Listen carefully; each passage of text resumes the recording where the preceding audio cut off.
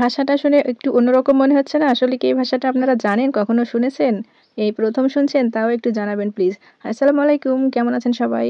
আশা করি অনেক ভালো আছেন। আলহামদুলিল্লাহ আমিও অনেক ভালো আছি। আজকের ভিডিওটা শুধুমাত্র আপনাদের জন্য। আপনাদের আজকে এত সুন্দর একটা নিদর্শন দেখাবো যেটা দেখে আপনারা অবাক হয়ে যাবেন। এটা হচ্ছে আমাদের তানোরের একটা ক্ষুদ্র নিগোষ্ঠীর বাড়ি। তো চলেন বাড়িগুলো একটু ভিজিট করে দেখাই। ভিডিওটি কিন্তু আমার বেশ কয়েকদিন আগে আপলোড করা হয়নি সময়, তার জন্য আজকে আপলোড করলাম। আর সেই জন্য আপনাদের কাছে আমি ক্ষমা চেয়ে নিচ্ছি, আমাকে প্লিজ ক্ষমা করে দিবেন এত পরে ভিডিওটি আপলোড করার জন্য।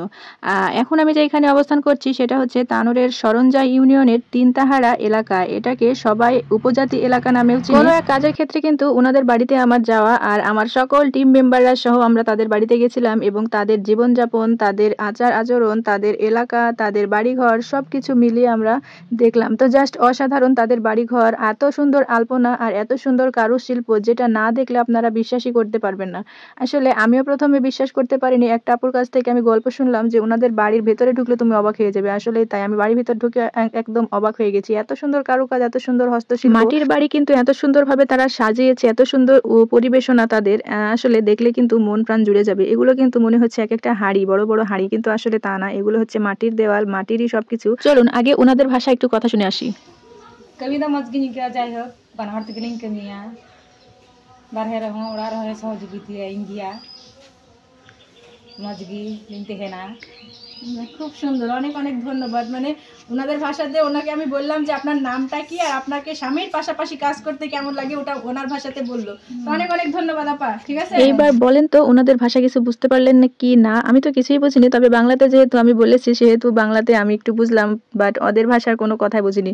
যাই হোক, পরবর্তীতে আরেকটা বাড়িতে গেলাম, আর আরেকটা বাড়িতে গিয়ে দেখি একটা মা তার শিশুটিকে নিয়ে চাল ঝাড়ছিল। কত সুন্দর একটা মনোরম দৃশ্য দেখে মনটা জুড়িয়ে গেল। আর তাদের বাড়ির ভিতরে যে দেওয়ালের কারুকাজ এত সুন্দর, দেখে মনেই হবে না এগুলো হচ্ছে হাতের কাজ। আসলে অনেক সুন্দর, অসাধারণ। তার পরবর্তীতে আরেকটা বাড়ি যাই। আসলে এত এত বাড়ি, কোন বাড়ি ছেড়ে কোন বাড়ি দেখবো সেটা কিন্তু আমরা ভেবেই কুল পাচ্ছিলাম না। এইবার তাদের জীবনধারা নিয়ে কিছু কথা বলি চলেন। এরা কিন্তু খ্রিস্ট ধর্মের অধিকারী। এই যে দেওয়ালে দেখছেন সুন্দর একটা খ্রিস্টানদের একটা চিহ্ন, অর্থাৎ এটা দেখে আমরা বুঝে নিই যে তারা হচ্ছে খ্রিস্টান ধর্মের অধিকারী। আর তাছাড়া তারা কিন্তু স্বামী স্ত্রী উভয়ে তারা সংসারের হাল ধরে, অর্থাৎ ছেলে মেয়ে উভয়ে কিন্তু জমিতে একসাথে কাজ করে, কাঁধে কাঁধ মিলিয়ে কাজ করে। এই যে এখানে তারা রান্না বান্না করে, তারা সব রকমের মাছ, মাংস, শূকর আর যাবতীয় অনেক কিছু তারা কিন্তু খায়।